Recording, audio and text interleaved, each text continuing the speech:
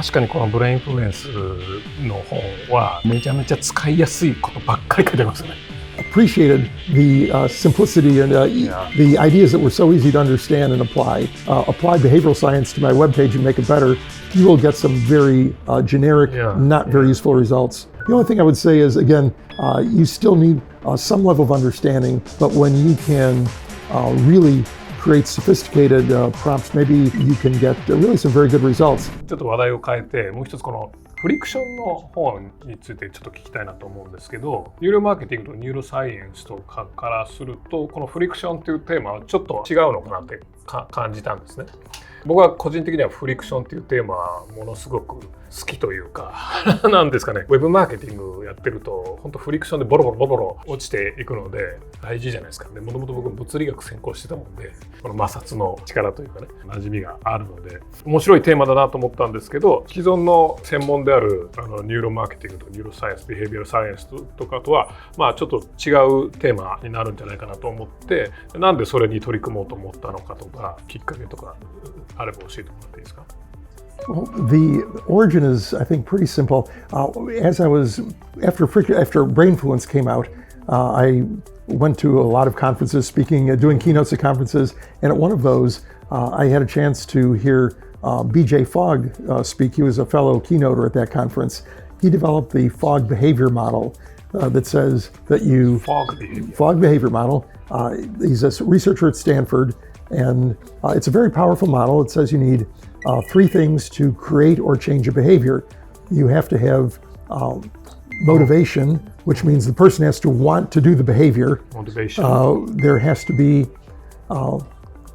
a trigger or a prompt, as he now calls it.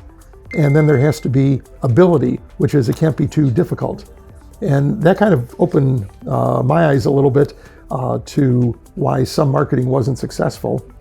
And motivation, trigger, ability. Yes, and so that led to creating my persuasion slide framework because people were asking me, okay, how do I apply these science ideas, but I still have to tell people about features and benefits because, we can't rely when we're selling a product or marketing a product, we can't rely just on psychology. The product still has to do the job that customers want it to do, whether it's B2B or B2C. These things are still important, and so I created the persuasion slide, which basically says you're trying to get the customer who is at the top of a slide, like the children's playground slide, that the little kid sits at the top, and then mom or dad gives them a little push to get them moving down, and if the slide works, they get to the bottom of the slide. But without going into all the details of the model, if there's too much friction, the kid gets stuck in the middle. If the slide isn't slippery, they get stuck. And this is what happens in so many marketing situations, particularly e-commerce, whether it's lead generation, landing pages, e-commerce conversion, abandoned shopping carts. The customer gets partway through the process, just like that kid gets partway down the slide, but then it gets difficult. They have to fill out a long form. They have to find their credit card and, where's my credit card? They have to set up an account. Oh, you want to do business with us? Well, here, create your account. Fill in this form to create an account. And that to me was a real eye-opener, in part because people would sometimes call me in to say, okay, Roger, you've got all this knowledge about influence and behavioral science and neuromarketing. How can we improve our website? And when I look at it, the problem isn't the psychology. The problem is the website is hard to use. You can't find the call to action. Where's the buy button? We've got to scroll to find the buy button, or the buy button is hard to see. So many issues, or the steps to do it. You've got to go through the checkout. You have to go to this form, then the next thing, and the next thing.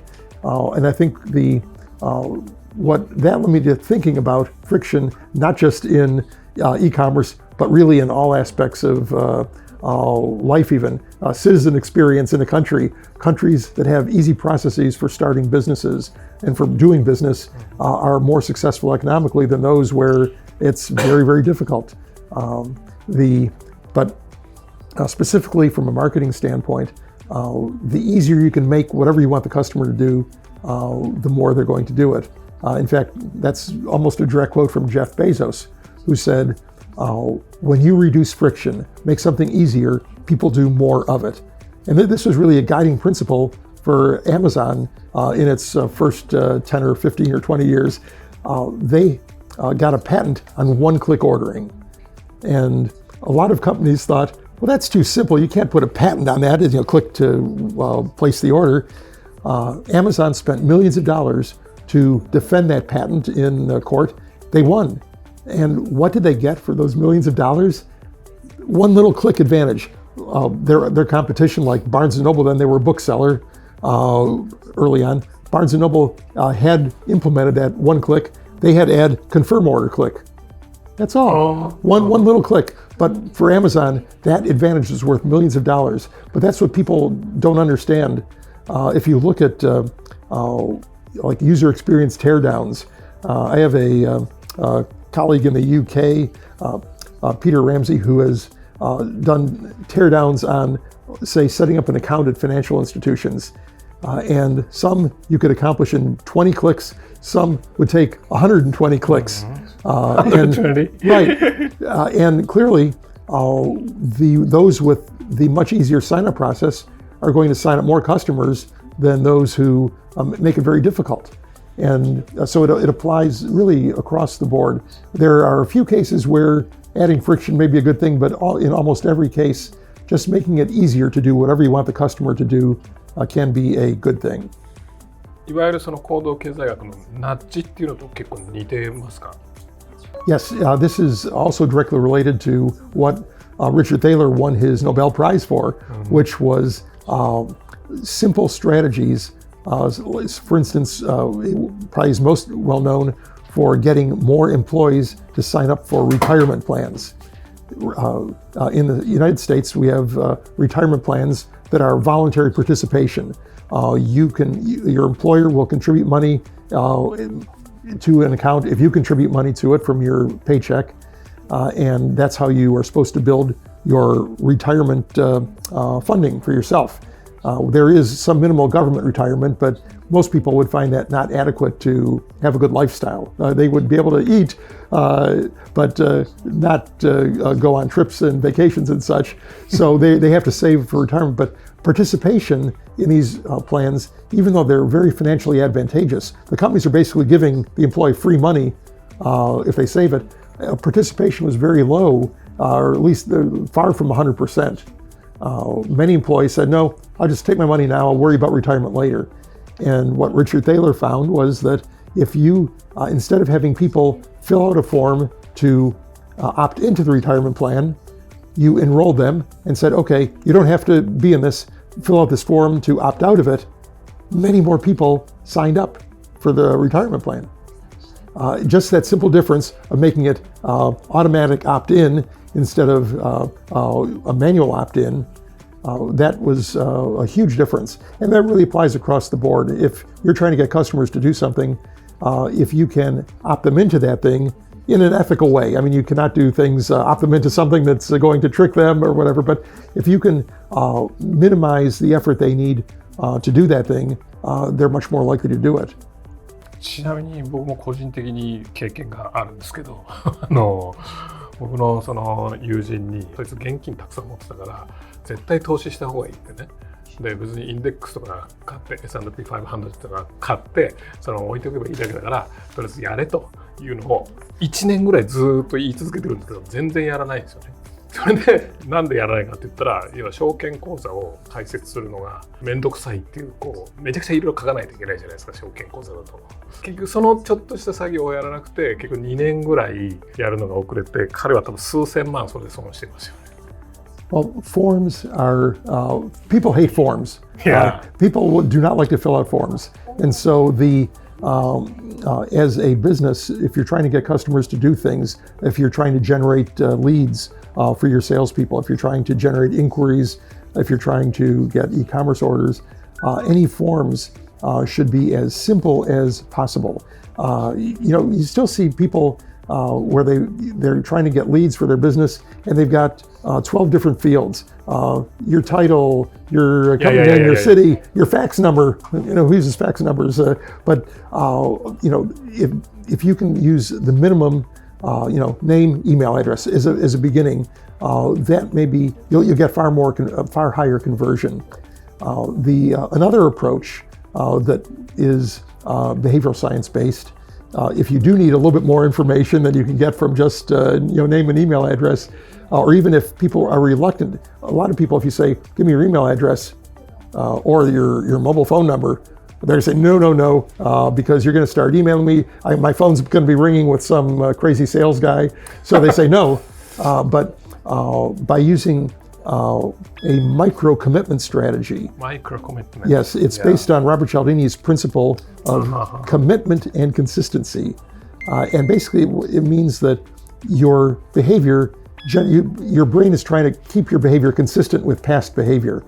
And so if you have to get some information from customers that maybe they're reluctant to give up right away, like their phone number, ask them a simple question like, okay, what is your, are you male or female? Or what is your age range, just approximate? Whatever you think would be a non-threatening question.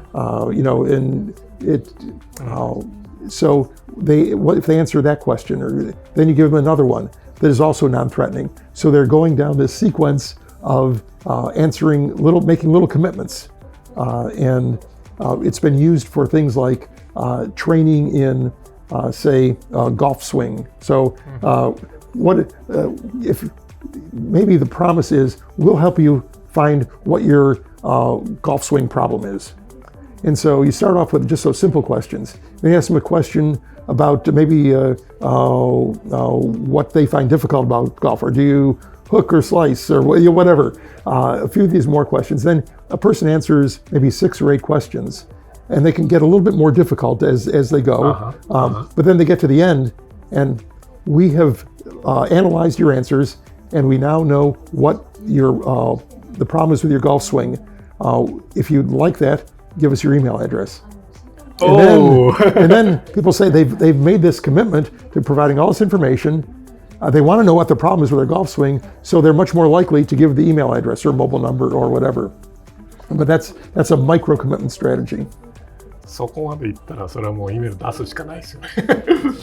だからやっぱり最近よく見かけるのはアプリとかでもそうなんですけど、1個ずつ質問して画面遷移していくやつが結構増えてきてますよね。それがいわゆるマイクロコミットメントだもん。Yes, exactly. And also, if you show people this long form at the beginning, in fact, I did a mock-up of this one time. I did a screen grab of all the individual questions, and I made them into a long form. And if people looked at that form, they'd say, "No way, I'm not answering all those questions." But by doing just little commitments, you can move them along. You can still abuse it. I've had surveys from like a hotel where they start off with a few simple questions. Then the next one is some matrix of rate these 10 areas of your room, the pillows, the lighting, on a scale of 1 to 10. And you get to that and it's, no, I don't have time for this. But if you keep the questions simple, easy, and then only get to the maybe a little bit more difficult ones near the end, it's very effective.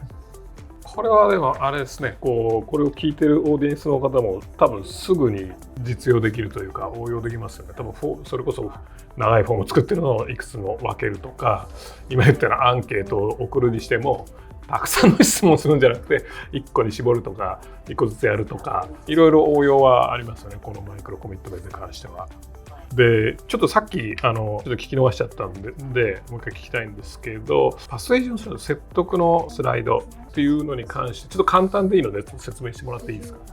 Yes, the persuasion slide is a framework that I created. It's based in part on BJ Fogg's model, but what I try to do was incorporate several things. The customer initially has some motivation. In other words, if they come to your website maybe to buy something or inquire for information, they have some level of motivation. Sometimes it's very high. Okay, if I need a product by tomorrow and I know you can ship overnight, that my motivation is high. Other times not. I could use a new shirt. I don't really need a new shirt, so I'm looking. That's lower motivation. That is gravity. Gravity is what makes slides work. If gravity is very high, that child is more likely to get to the bottom than if there's not much gravity. So that's one element. The angle of the slide is the motivation that you are providing. And that could be all kinds. It could be conscious motivation, like these are the benefits of our product, why our product is better than the competition. They could be more psychological. They could be things like scarcity. We only have 5 left. Or here's testimonials from happy users, social proof, or authority. Hey, LeBron James endorsed this basketball sneaker. And so those are non-conscious motivators based on behavioral science. So that's the angle of the slide. The little push at the top from mom or dad, that is your nudge or your trigger, your prompt. That is what gets you moving down. It could be a call to action. It could be an email. It could be a phone call or a text. That is what gets the kid moving or gets the customer moving down the slide. 最初のナッジとかトリガーとかがやっぱ一番フリクション。Right. And then, of course, the friction is what slows them down or makes them get to the bottom. Amazon is great with one-click ordering, no friction. You see the product, even if your motivation is low. I thought I might buy a shirt, and you see, try that one's pretty nice. If I had to set up an account to buy that shirt, I don't need it. If I hit one button and it's on my doorstep tomorrow, maybe I'll click that button and it's it. By minimizing friction, you can get people to the bottom of the slide faster, get them to that conversion point, whether it is filling out a lead forms, or placing an e-commerce order or whatever. ワンクリックオーダーは分かります。僕もその Kindle とかでポンって買えるじゃないですか。あれ一回やりだすともう簡単に買ってしまいますよね。迷うことがないというか、考えるのめんどくさいから買おうかみたいな感じで買っちゃうというか、それに習って、うちも電子書籍アプリを作ってそのタップで買わせようと思って今画策してるところですよ。Right, and really one other aspect too is trust. I think that trust is a friction reducer. If I trust a brand, then I'm less likely to hesitate. And Amazon, at least in the U.S., has very high trust levels, at least from the standpoint of knowing that the product is going to be what they picture in and what's described. They will deliver it. If they say it's going to be there in one day, it'll be delivered in one day, 99+% of the time. And also, there's the trust that if the product isn't right, if it doesn't work, or if you get it and it wasn't what you were expecting, that you can return it in an almost frictionless way. So that trust makes it very, very low risk. Where with another vendor, another company, there may be less trust. I haven't done business with them before. Should I place this order? What if there's a problem? I can't return it, or it's going to be a hassle. I'm going to have to box it up myself and ship it back. Trust in general is a friction reducer. Even looking at inside companies, trust reduces friction internally in companies, where when a company trusts employees, they don't have to have as many processes, as many checks, as many manager approvals. And this is something that I think is in some ways a Japanese idea, because the Japanese manufacturing miracle in the Toyota system was largely based on trust, where in the United States at that time, supplier relationships were almost adversarial. You've got trying to get the best price, and you're having to check every single thing. You're checking the quality, you're checking the count. Where if you have trust in that supplier, you say, hey, I need 100 by tomorrow. They deliver it. You don't count them, you don't inspect them. You're trusting them, and it's faster. It's much more effective. if you're trusting your people, Reed Hastings from Netflix wrote a book called No Rules Rules. Oh, yeah. And basically what he said was, instead of having this complicated employee process handbook, we will get rid of that, tell people, do what's best for the company. And if you do what's best for the company, it's going to be fine. If you make a mistake that isn't good for the company, we'll tell you that. If you keep making mistakes that aren't good for the company, well, then maybe we have a problem. But that level of trust where even companies, large companies, executives have to get paper receipts for every expense and attach them to their expense reports, where Netflix basically dispensed with a lot of the processing there. And so that was, trust is like a lubricant. It helps internally, externally, with customers, with vendors, with employees. スティーブン・コービーが言ってましたよね、トラストで。Yes, right, yes. Stephen M. Covey. He wrote several great books on trust. I've had him on my own podcast, and great insights. And again, he shows again and again how trust helps companies operate faster, operate better.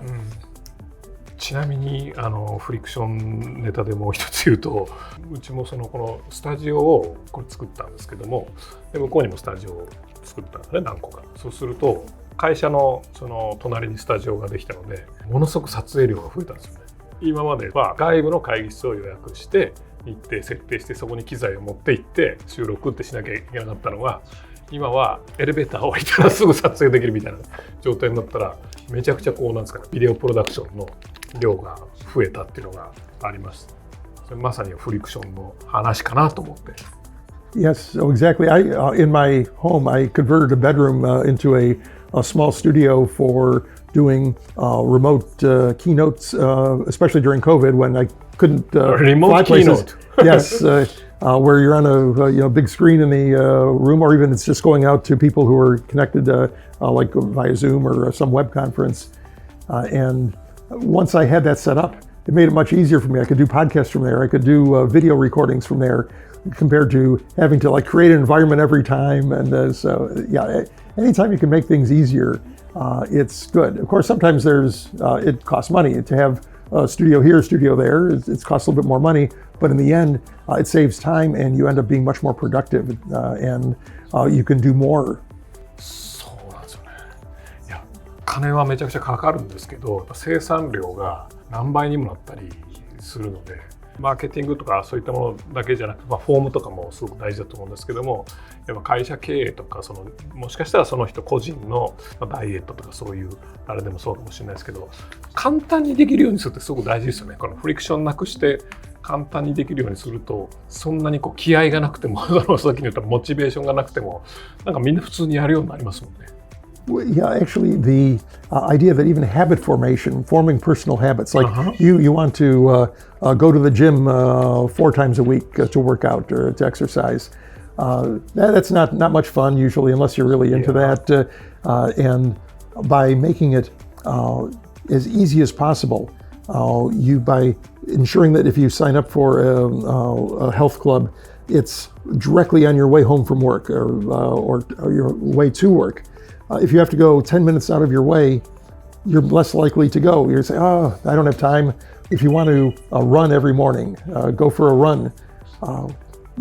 Put your running clothes and your shoes right by your bed, or even use your running clothes maybe for your pajamas, whatever. But when everything is right there, you are more likely to do that than if you've got to go to your closet and get out your stuff and look in the drawers for your running shorts.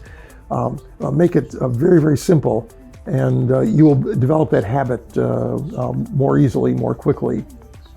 I mean, it really friction affects just about every aspect of life. Yeah.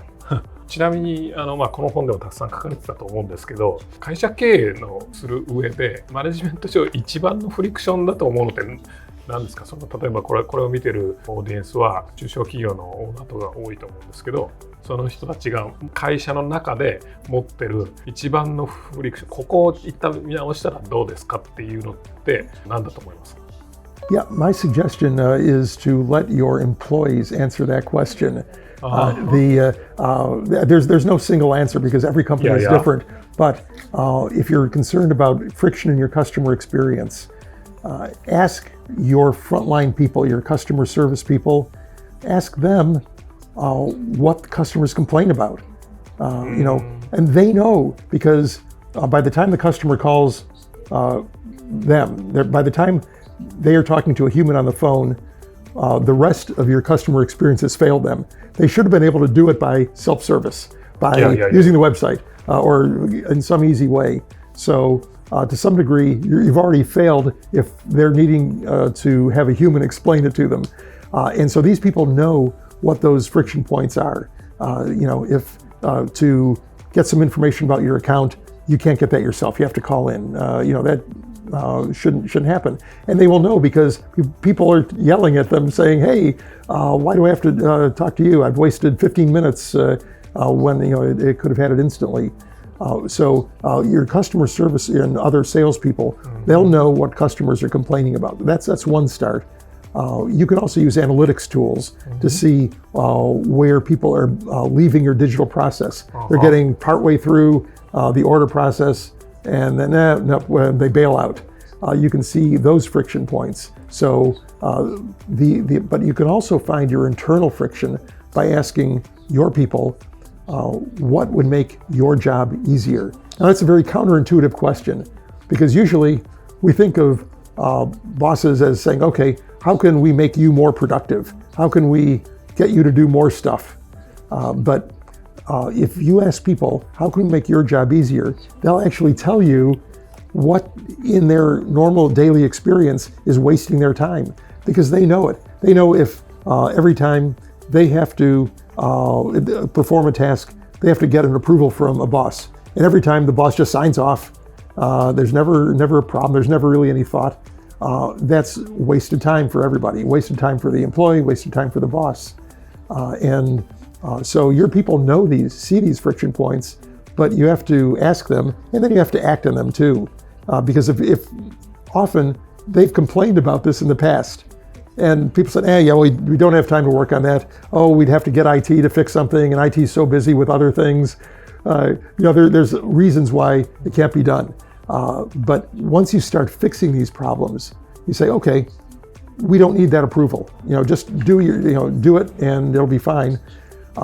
People say, oh, hey, that worked. And they'll bring you more ideas.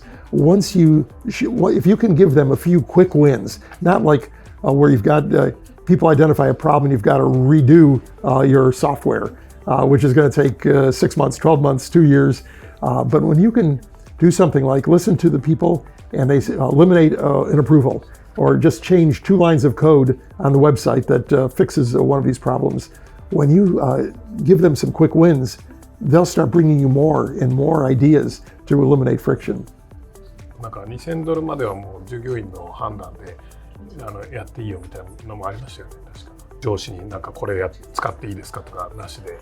Yes, well, yes, I think Ritz-Carlton Hotels has that practice where theoretically even the person who makes your bed is empowered to fix a problem, spend money, which is not usual. And of course, it may not work in every single company, but it produces a tremendous customer experience because when you're empowering people to fix problems, first of all, the customer is very happy that the problem is fixed quickly. They appreciate the effort that they went to fix it quickly, so it's good for that customer. But also, when you fix it for that customer, you're learning, okay, how can we avoid doing this in the future? What can we do better so that some other customer doesn't have this problem?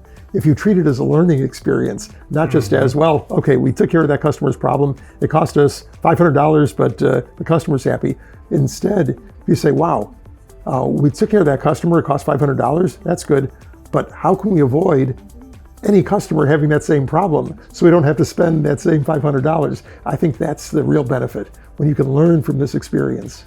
結構じゃあこのなんかやっぱ聞いててもフリクションっていうのは社内の方がすごく効果があるというか、僕らマーケティングでその顧客獲得とか Web の LP とかランディングページとかショッピングカートとかそういうところでのフリクションっていうのを考えがちですけど、意外と社内にいっぱいあるみたいな、そっちの方がインパクトでかいみたいな感じですかね。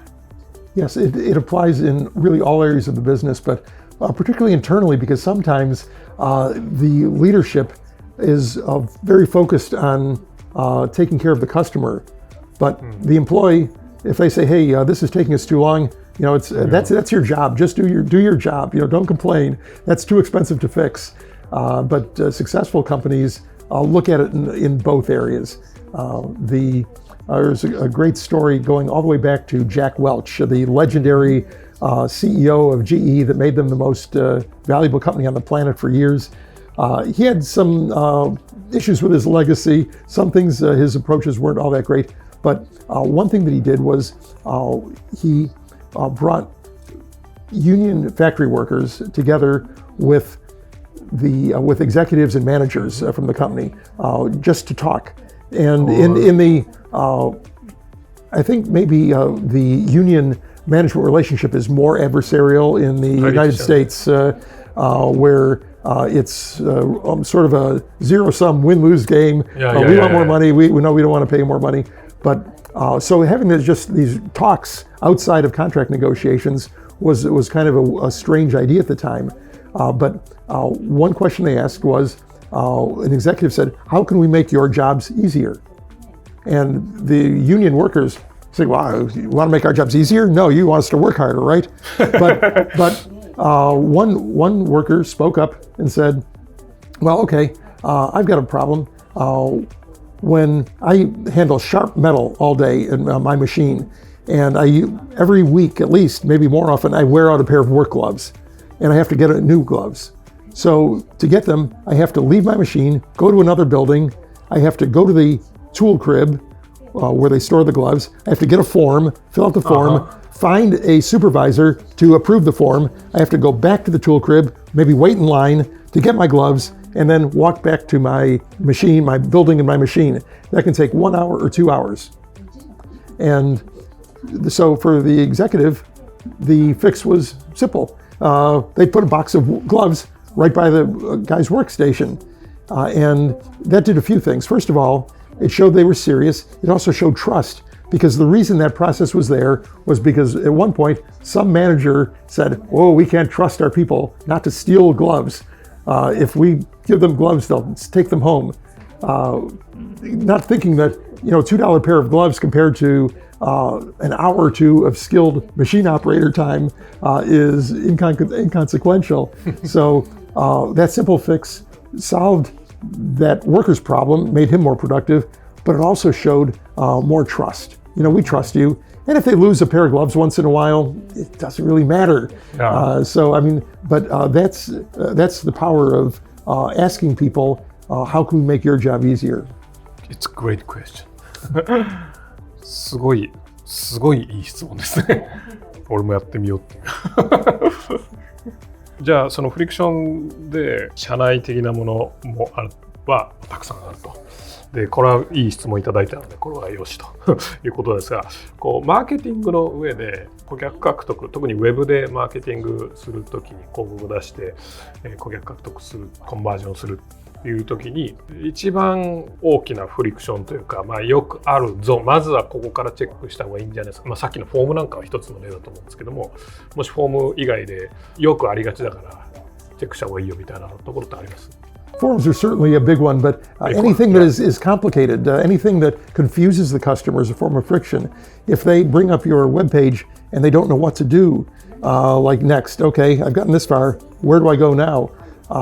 Then that's friction. One little trick is there are inexpensive tools that measure clicks, and not just not the links people click on. Most software, like e-commerce software or like email software, will show you the links that people click on. Like you send them an email and okay, people 10% clicked on this link and 5% clicked on this other link. But what you really need to do, like on a web page, is count every click, even the ones that don't do anything. because what you will find is that people will click on things that aren't clickable. They aren't. They like maybe you have a subheading. People try clicking on it, and nothing happens. And it's frustrating for the customer if they're clicking and nothing's happening. It's showing you something about your design because whatever they're supposed to do isn't clear enough for them. But also it can give you interesting information. One company looked at that kind of study, and they had listed 5 benefits for the product, just bullet points for the product. This is there's some of the good things our product will do for you. And they weren't clickable. They were just little subheadlines. But what they found were a lot of people try to click on those. And so that told them that, okay, people want more information, but there's even more information there because 2 of those bullet points got way more clicks than the others. So the customers were revealing which benefits were most important to them or they were most interested in. So, but all this comes from measuring the mistakes the customers were making by clicking on things that weren't meant to be clicked. And if you go to your web designer and say, hey, why are people clicking on this? They'll probably say, oh, that's because customers are stupid. They don't know what to click on. Look, it's the call to action button is right here. It's easy to see. But no, if people are clicking on the wrong stuff, it isn't they aren't stupid. It's the design that is stupid. What you want them to do isn't clear enough, or you're not giving them the opportunity to find the information that they want. ミステイクをカウントするっていうことですね。その観点はなかったな。昔なんかリンクの数が増えれば増えるほどページの遷移率が下がるみたいなのありましたよね、確か。Yes, absolutely. Well, you can run into what's called the paradox of choice, where when you have too many choices, people may make no choice at all. And there's a lot of research on that.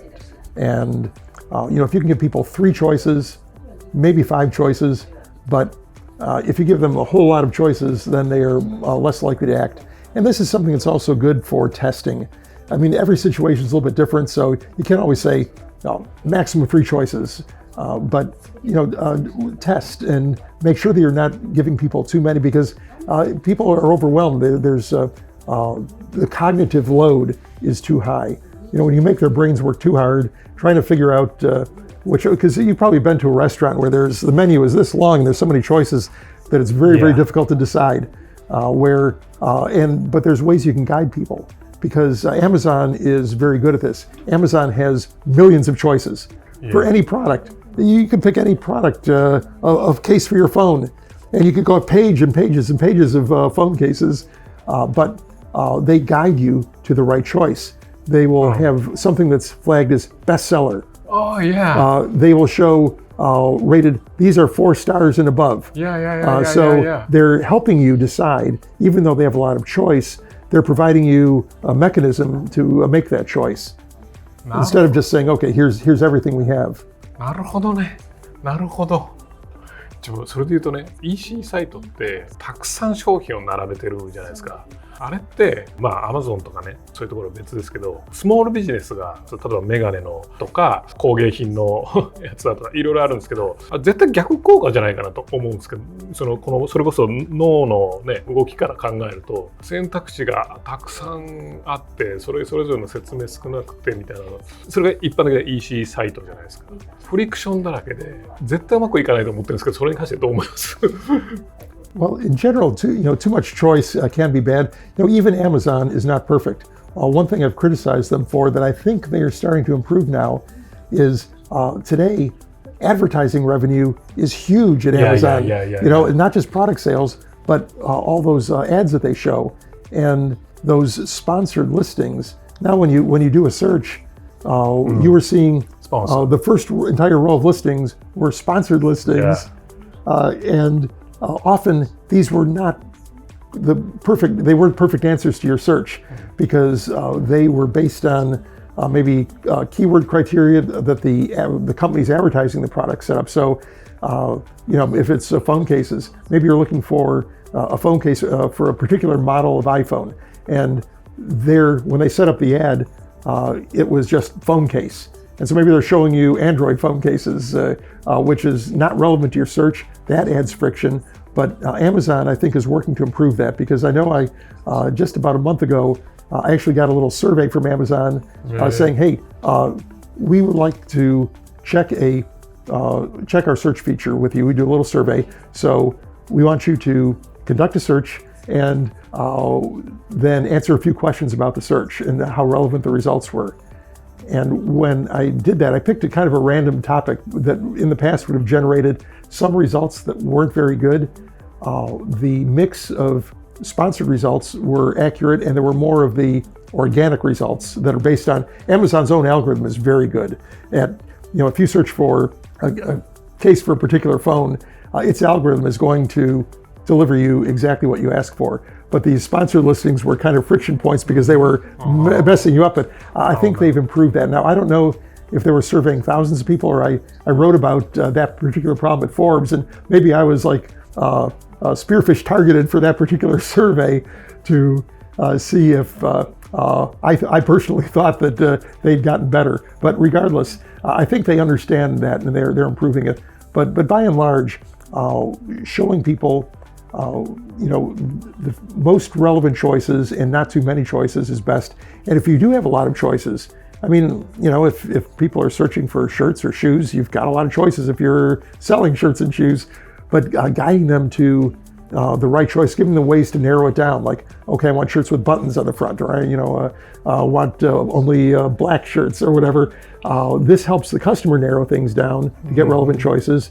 And then just being sure that your own algorithm is delivering what they're really looking for, so that if a person wants black shirts with the button down the front, you're not showing them blue shirts with no buttons. 作り方が結構重要ですね。ほとんどの EC サイトってただ商品の一覧をバーって並べてるだけじゃないですか。で選べみたいな。そうじゃなくてユーザーの選択肢を減らしていくっていうアプローチを、そういうユーザー体験を提供した方が反応上がるってことですよね。Yes. Well, yes. Again, Amazon is a master of that, because you can choose the price range, you can choose reviews, ratings. They don't let you filter for number of reviews. If they added a feature, I would like to not just get products that are rated 4 stars and above, but that have more than 500 reviews, because there are many products that have just a few reviews that are maybe well rated, but if there's only 15 reviews, that isn't trustworthy. Who knows, whether they're legitimate reviews or even just it's too small of a sample size. But yes, I think that the more options you can give the customer to help them narrow down the choice. And also, I think one thing that occasionally frustrates me on e-commerce sites is a limited number on a page, where they show 20 products on a page. And if I'm looking for something very specific, I have to keep clicking next page, and pretty soon I give up if I'm not finding what I'm looking for. Where if you can give the customer the option of more per page, then that will because for most searches I don't need that. But if I'm looking for a very particular style of something, where I'm scanning the images, then having that ability to see lots of products on that page, where you can just scroll without having to click and reload a new page is very useful. Shopify なんか全部そうじゃないですか。They may be doing that. I don't know. I'm sure their software has a lot of different ways of setting up your store, that the user can control. And my suggestion would be for the user to set it up in a way that makes it easier for customers to scan as many products as they want, and also to narrow the selection. But it's difficult. I mean, when you start adding all these criteria for colors and sizes and product features, you're relying on all that information to be entered, either by outside vendors or by your own people, and that's expensive. So there's a trade-off. それでいうとやっぱ AI アシスタントとかがこう EC サイトに作るとぴったりなんですよね。I think, definitely this is an area that is even now being improved by AI. I haven't seen that many really great results, but everybody's working on this now. Everybody in e-commerce is working on AI shopping assistants, or even people are creating shopping agents for users to go shopping. So instead of shopping for something at Amazon, I could send my agent out to shop at Amazon, at Walmart, at 5 other places. To shop, but this isn't quite here yet, but it's coming. 全然関係ないかもしれないですけど、このジャンルで Uber ってめちゃくちゃうまくないですか？ Yes, in my friction book, Uber was a case study. And in fact, I arrived at your lovely office in an Uber. And why? Because it was easy for me to schedule. It was easy for me to be sure that I had the destination entered correctly, as opposed to verbally explaining to a taxi driver exactly which address, where there's a language barrier. This Uber made it easy. It selected it. It brought up, I put in the address, it brought up the name of your building. I said, okay, that's the one. I said, okay, I want a car here at 1:15 p.m. At 1:15 p.m., actually a few minutes early, the car was there waiting for me. And when I left, I just said, arigato gozaimasu to the driver and walked out the door. I didn't have to get credit cards or money or anything. So this is why when Uber first launched, it was almost magical, because if you remember pre-Uber days for taxis, it was terrible. You know, you'd have to stand by the side of the street waving. If it was raining, there's probably no taxis because everybody else wants a taxi. You know, you'd have to explain to the driver where you wanted to go. And if there are, 6 Marriott hotels, maybe there's some confusion, or, then you're on your way. You don't know if the driver is taking you through a long route. I understand in Japan, drivers are honest. In other countries, not always. They'll take a longer route to make a bigger fare. And then when you get to your destination, you have to pay somehow. Either you're paying with currencies, foreign currencies for you, you're not familiar with, or you're having to use a credit card. And now it's getting easier with credit cards, but before Uber, if taxis either did not take credit cards, or they'd have some machine, they'd get under the seat and they'd get a machine out to run your credit card. It's taking 5 minutes to get an internet connection. Now Uber has made taxis much more efficient. Now taxi experience is much better than it was in the old days. But when taxis were so bad, every time Uber entered a new city, they immediately disrupted the taxi industry because they were so much easier. The customer experience was so much better. Where you just get in, you go, you walk out. So simple. 僕Uber Eats とかをね、使うんですけど、すごいのがタップでポンポンポンポン注文できるのと、何時に届きますみたいなのが出て、で、大体遅れるんですよ。遅れるんですけど、何時に注文したかとか記録残さないんですよね。だから何分間待たされてるってイラつきがないようにしたりとか、なんかお店でクックしてますみたいな、作ってますみたいなアイコンが出て、で出来上がりました、で取りに行きますみたいな、全部見えるようにしたりとかしてるじゃないですか。すげえうまいなと思って、なんか本当こういう専門家がいるんじゃないかなとか思ってたんですけど。I think transparency for the user is a key feature of Uber. Even with Uber Eats, it's giving you transparency. This is where your order is. And even if the driver's stuck in traffic, you may not be happy, but at least you know what's going on. Before Uber, with taxis, there was no transparency. Maybe you're going to the airport at very early morning, so you arrange for a taxi the night before, or you call a taxi and say, hey, I need a taxi now. And the time has come and you're supposed to be there. You don't know, where's the driver? Did they forget your ride completely? Are they just like 2 minutes away? And so with Uber, suddenly you could see, oh, you have this little car on the screen. Oh, okay, he's 1 kilometer away. Oh, look, he's just around the corner. You knew you didn't have to panic, and it reduced the stress level. If you had an important ride, it made it much lower stress because you had that transparency. And other companies are adopting this now. When you order a Domino's pizza in the United States, you have that same process. This person is putting it in the oven. It's baking, and it's out of the oven, and whatever. So it really gives you that transparency that you feel comfortable knowing where things are, instead of just, gee, I've been waiting half an hour. Where's my food? Is it coming? Is it coming in 5 minutes? Is it coming in 30 minutes? Who knows? It's a trust factor. Yes. なるほど。今日は長い時間どうもお疲れ様です。ありがとうございました。Well, thank you, Jen. Also, this was really a great conversation, wonderful questions, and I think we covered a lot of ground. I hope the people who view this get some great value out of it. Yeah. Thank you. Thank you.